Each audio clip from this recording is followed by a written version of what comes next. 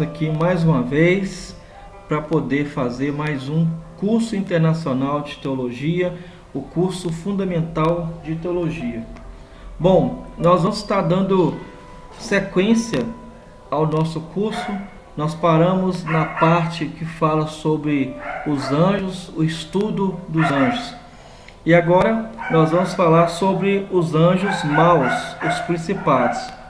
Bom, no grego, arcás, essa palavra é usada para descrever uma série de líderes, reis, majestades ou governadores. Isso mostra que o reino satânico está bem organizado. Satanás é o chefe e sob seu domínio está uma filha de espíritos de altas posições. Algumas passagens do Antigo Testamento nos dão base para supormos que esses príncipes são colocados sobre regiões específicas com o único objetivo de fazer o mal. Daniel capítulo 10, verso 13, Ezequiel 28, verso 2. Isto talvez explique por que determinadas regiões apresentem sistematicamente o mesmo tipo de problema no decorrer de sua história. Corrupção, violência, divórcio, prostituição, homossexualismo, suicídio, desemprego, seca e etc. Esse pode ter sido o motivo porque os demônios que saíram do Gadareno pediram para não serem mandados para fora do país.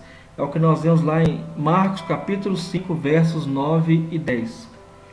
Bom, vamos falar sobre os anjos maus potestades. No grego, exousias é a palavra traduzida por autoridades. Os espíritos imundos estão investidos de autoridade para realizar seu propósito maligno. Essa autoridade vem do seu chefe, o diabo, obviamente por permissão de Deus e foi dada por causa do pecado. Dentro do propósito eterno de Deus, está previsto que até que a criação seja redimida completamente, o que se dará após o arrebatamento da igreja, Satanás tem autoridade para agir. Isso nós vemos em 1 João capítulo 5, verso 19, Apocalipse capítulo 12, verso 12. No entanto, o crente tem autoridade maior, inclusive sobre os espíritos imundos. É o que nós vemos em Lucas capítulo 10, versos 17 a 19. Porque na vida do crente tem o Espírito Santo e ao redor os anjos de Deus. Bom, agora vamos falar sobre os anjos maus dominadores deste mundo. No grego, cosmocrátoras, que também é traduzido por príncipes deste século ou deuses deste século. Segundo Coríntios capítulo 4, verso 4. Quando Adão caiu por seu próprio pecado, o domínio sobre o mundo. Em Mateus 4:9, ele oferece a Jesus a glória deste mundo se recebesse adoração. Bom, eu venho pedir aqui, você que está vendo o curso e ouvindo, que você me perdoe o barulho de cachorro no fundo, porque aqui do meu lado tem um cachorro abençoado que fica latindo o tempo todo, como vocês podem perceber, tá? Então me perdoem o barulho aí do cão. Bom, não vemos Jesus respondendo que ele não poderia oferecer isso, que não era dele, mas resistindo à sua proposta pela palavra de Deus, dizendo que preferia oferecer culto a Deus. Isso é muito interessante. Anjos maus, forças espirituais do mal. No grego, dunamis, que pode ser traduzido como poderes.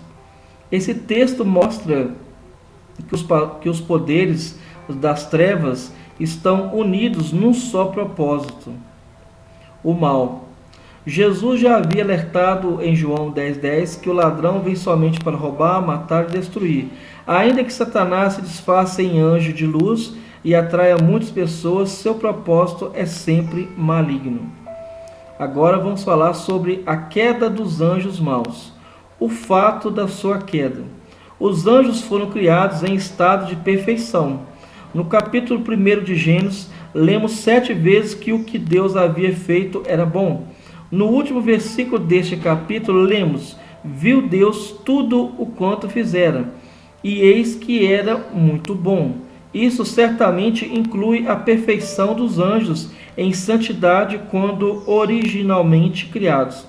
Algumas pessoas acham que Ezequiel 28:15 se refere a Satanás, uma prova que ele é definitivamente mostrado como tendo sido criado perfeito. Mas diversas passagens mostram alguns dos anjos como maus. Salmo 78, verso 49, Apocalipse 9:11 e Apocalipse 12, 7, 9. Isso se deve ao fato de terem deixado seu próprio principado e habitação apropriada. É o que nós vemos em Judas 6. E pecado, segundo Pedro 2, 4. Não há dúvidas que Satanás tenha sido o chefe da apostasia.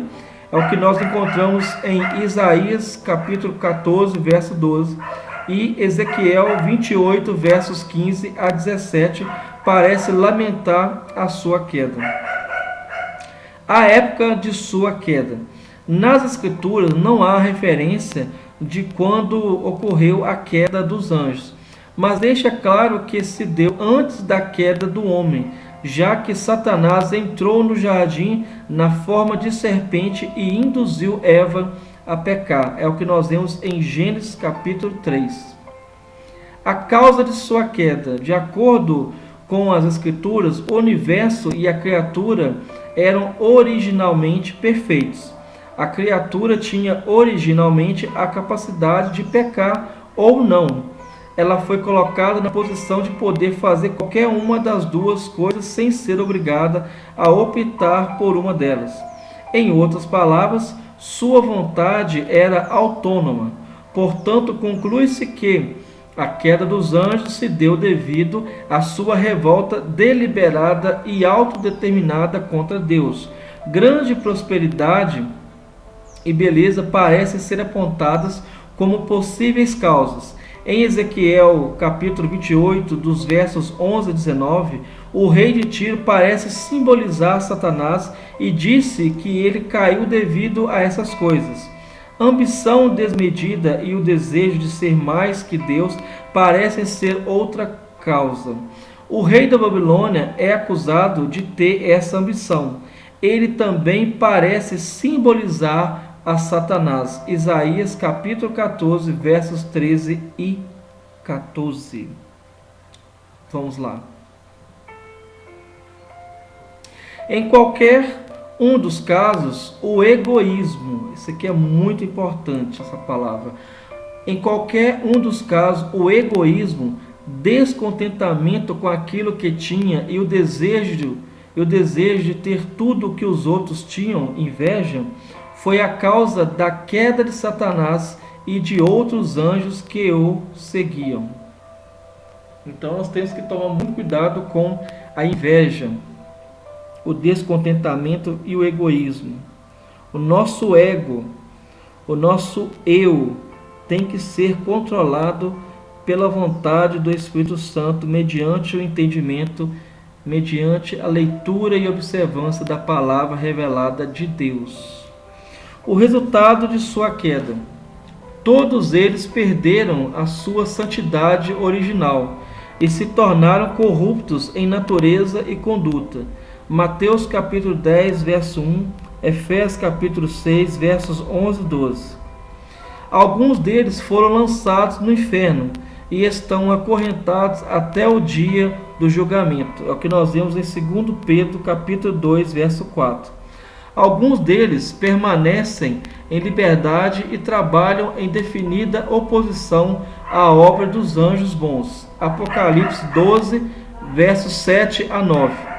Bom, pode também ter havido um efeito sobre a criação original. A terra foi amaldiçoada ao pecado.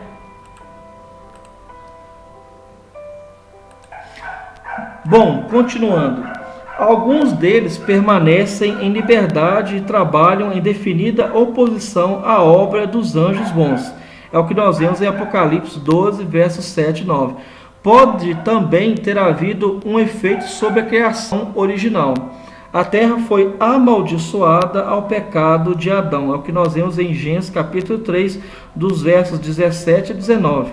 E a criação está gemendo por causa da queda. Romanos capítulo 8, versos 19 a 22.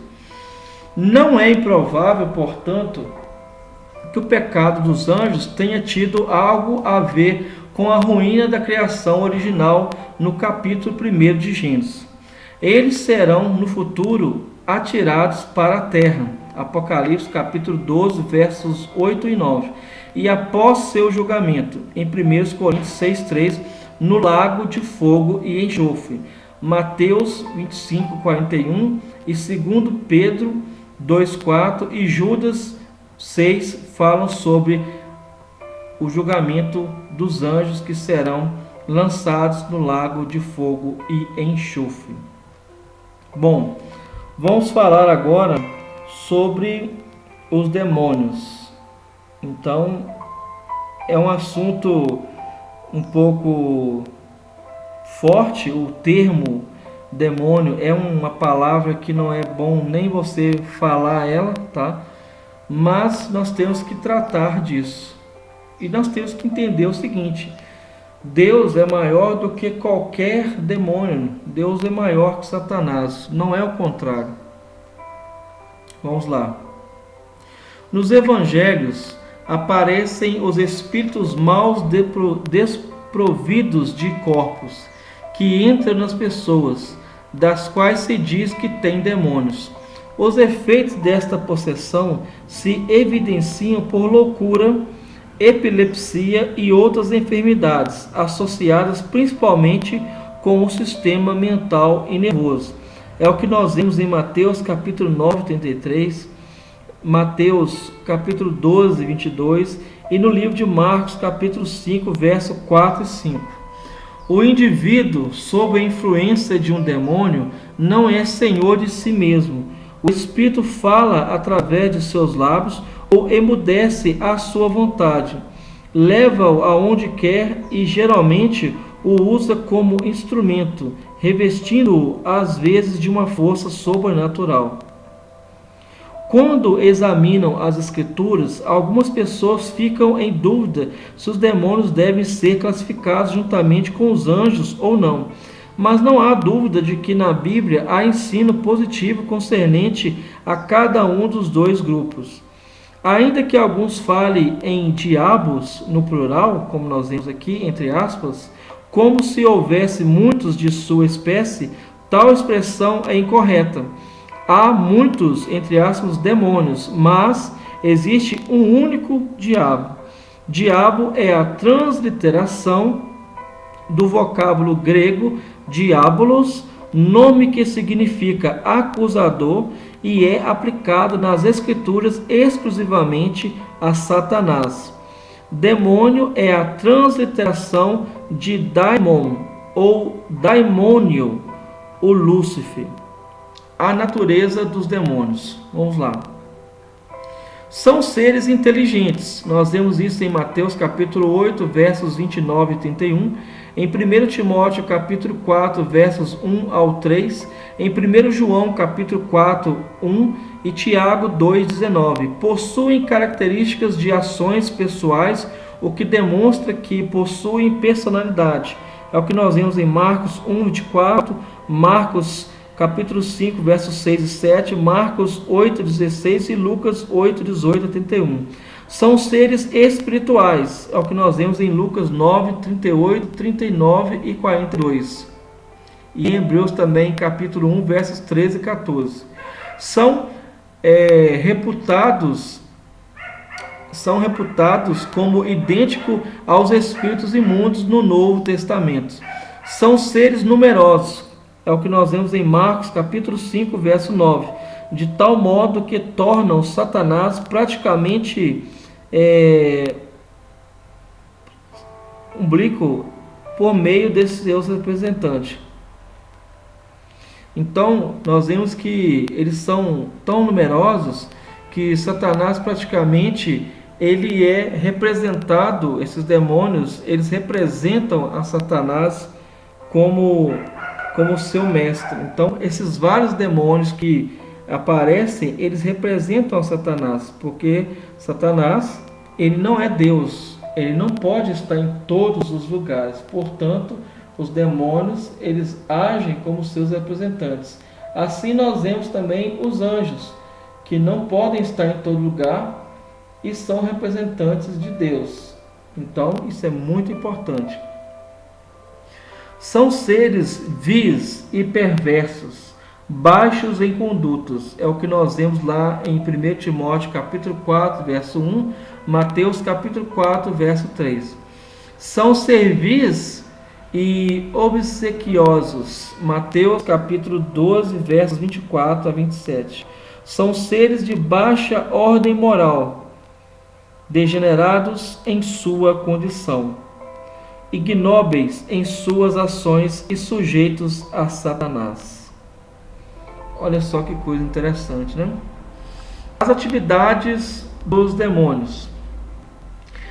Eles apossam-se dos corpos dos seres humanos e dos irracionais, é o que nós vemos em Marcos capítulo 5, verso 8, versos 11 a 13.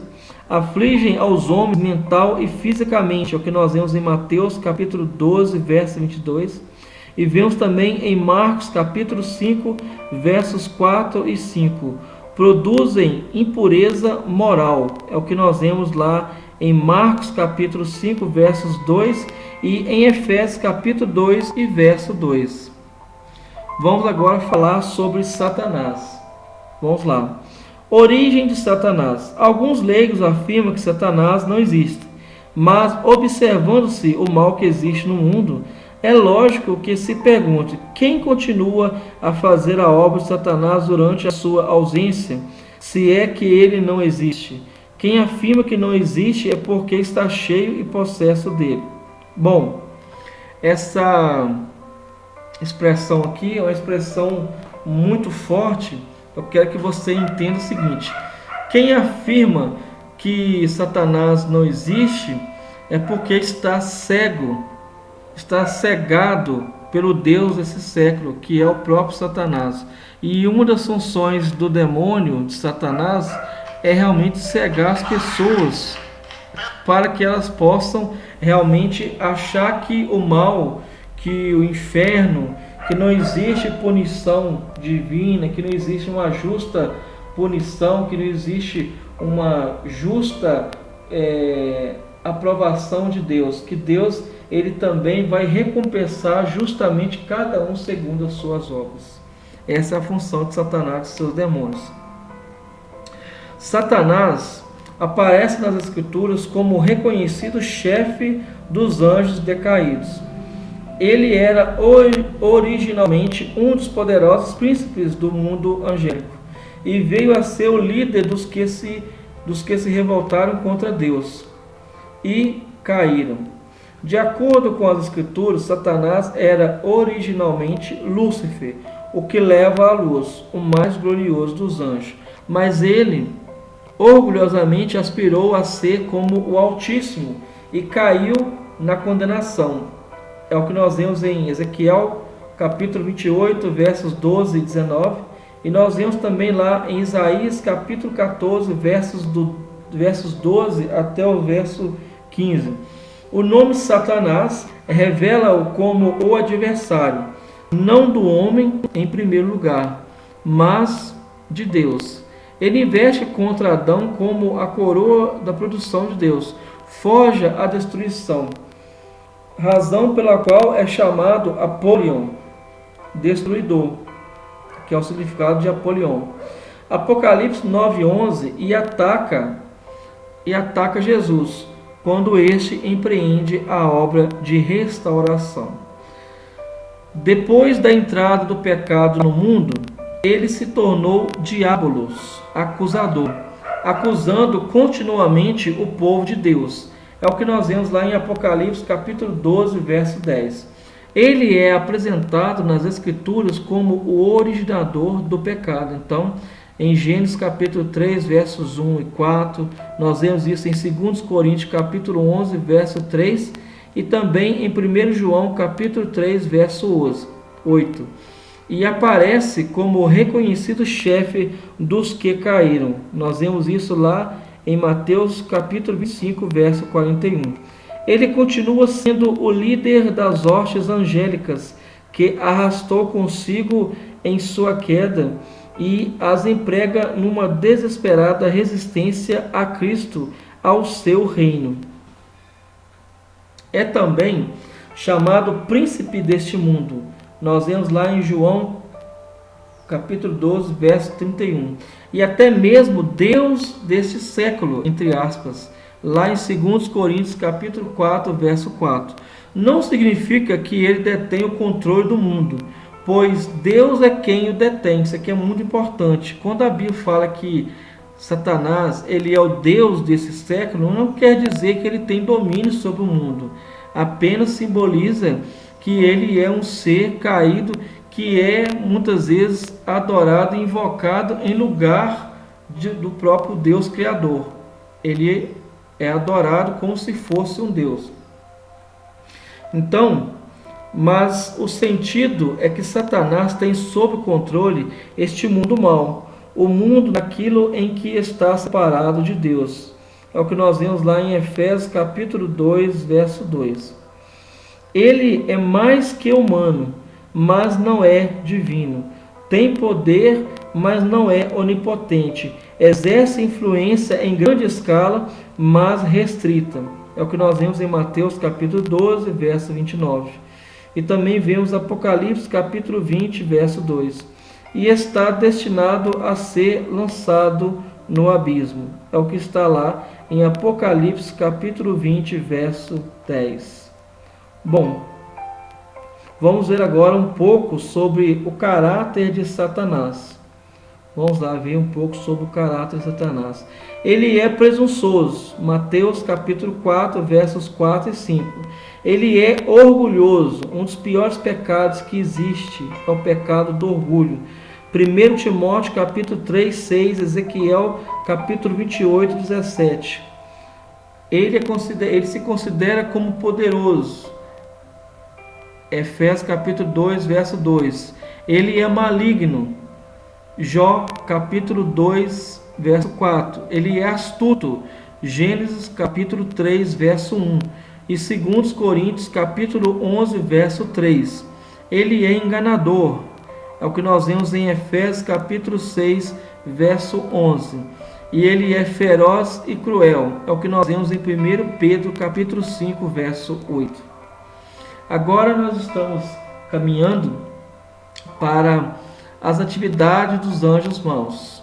O que esses anjos maus eles têm como atividade? Vamos ver o que eles fazem. A natureza das atividades. Bom, a atividade dos anjos maus é perturbar a obra de Deus. Está lá em 1 Tessalonicenses capítulo 2, verso 18.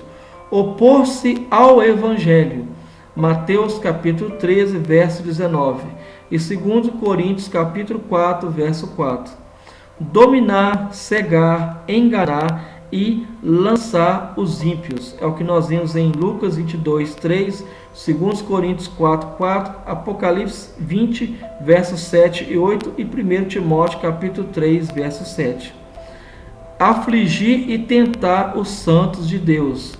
1 Tessalonicenses capítulo 3, verso 5. Então, todas essas atividades aqui são realmente as atividades que os demônios, que os anjos maus, eles realizam. Bom, o motivo de suas atividades. Ele odeia até a natureza humana com a qual se revestiu o Filho de Deus. Intenta destruir a igreja porque ele sabe que uma vez perdendo o sal da terra, o seu sabor, o homem torna-se vítima em suas mãos inescrupulosas. É por isso que o cristão não pode realmente perder o seu sal, perder realmente a proteção divina, a presença de Deus, o temor de Deus na sua vida. Por quê? Uma vez que o homem se torna vítima em suas mãos, ele será realmente totalmente destruído por Satanás. É o ensino que é encontrado no testamento cristão. É o que nós vemos. Bom, Suas atividades são restritas. Nós temos que entender que Satanás, apesar de sua força, apesar de suas ações no mundo todo, ele tem o seu poder, as suas atividades são restritas. Ele não é todo poderoso, nunca foi e nunca será. Ao mesmo tempo em que reconhecemos que Satanás é forte, devemos ter cuidado de não exagerar o seu poder. Para aqueles que creem em Cristo, ele já é um inimigo derrotado. É o que nós vemos em João capítulo 12, verso 31. E é forte somente para aqueles que cedem à tentação. Apesar de rugir furiosamente, ele é covarde. Tiago 4, 7. Não pode tentar. Mateus 4, 1. Afligir. 1 Tessalonicenses 3, 5. Matar. Jó 2, 6.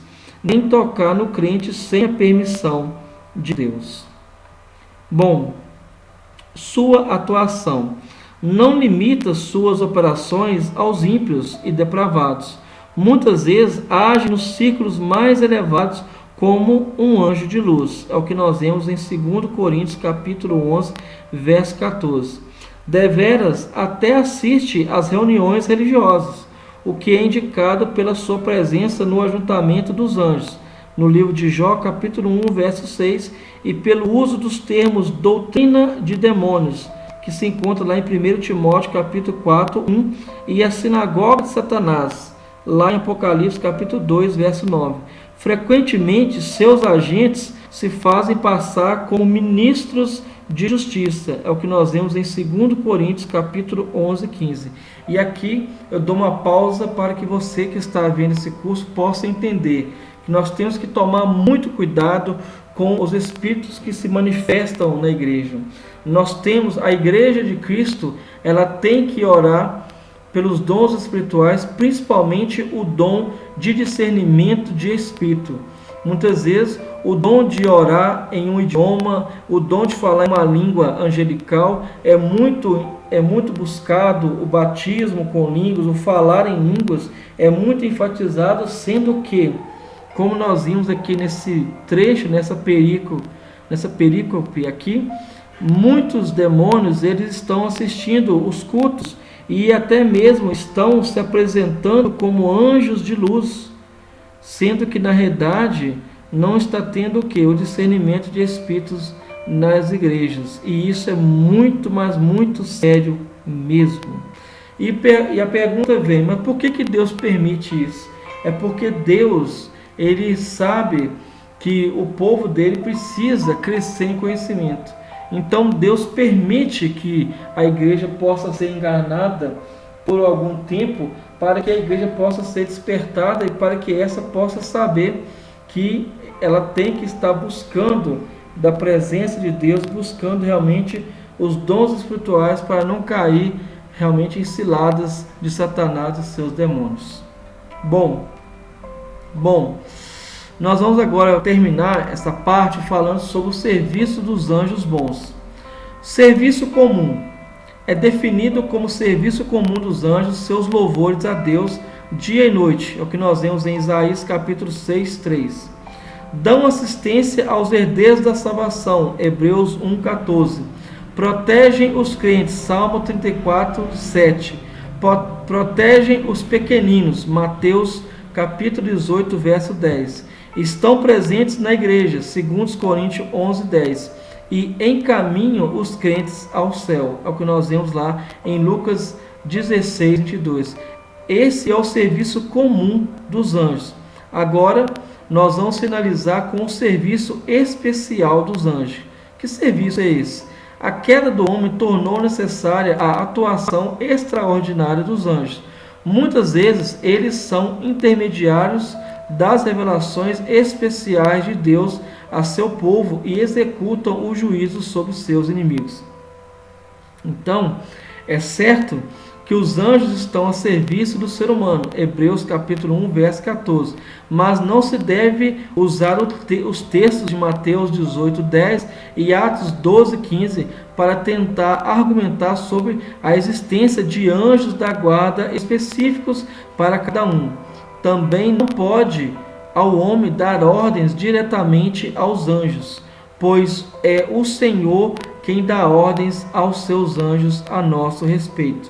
É o que nós vemos lá em Salmos capítulo 91, verso 11. Então, nós chegamos aqui nesse final de curso. Que Deus abençoe você. Até o próximo curso, até a próxima aula, se Deus assim permitir. Em nome de Jesus. Amém.